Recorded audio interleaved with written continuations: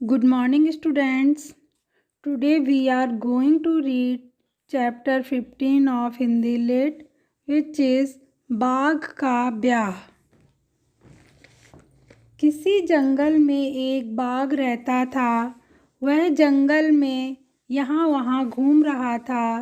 तभी उसे एक ब्राह्मण दिखाई दिया। वह ब्राह्मण किसी गांव में ब्याह कराकर लौट रहा था। ब्याह में शादी। जब ब्राह्मण ने बाघ को देखा तो वह बुरी तरह घबरा गया। बाघ मनुष्य की तरह बोलना जानता था।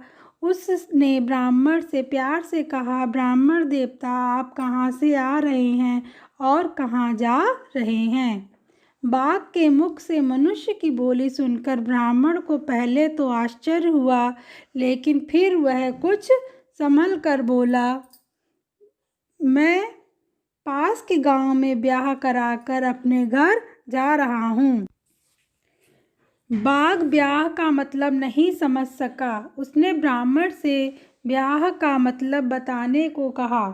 ब्राह्मण भी मरता क्या न करता। कुछ साहस करके बोला, मरता क्या न करता? अगर वो उसे बताता नहीं तो बाघ क्या करता?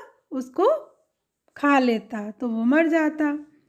इसलिए उसने अपने आप को बचाने के लिए उसकी बात मान ली और कुछ साहस करके बोला, एक पुरुष और एक स्त्री ब्याह के बाद पति पत्नी कहलाते हैं।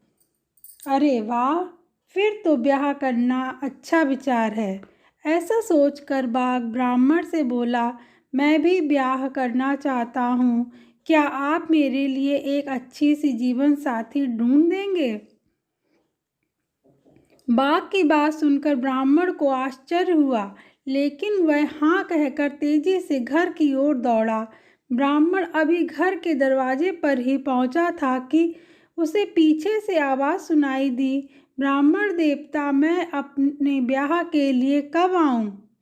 बाघ को अपने पीछे पाकर ब्राह्मण के होश उड़ गए, लेकिन फिर वह साहस करके बोला, तुम कुछ दिन बाद आना, मेरे विचार से मंगलवार का दिन सही रहेगा।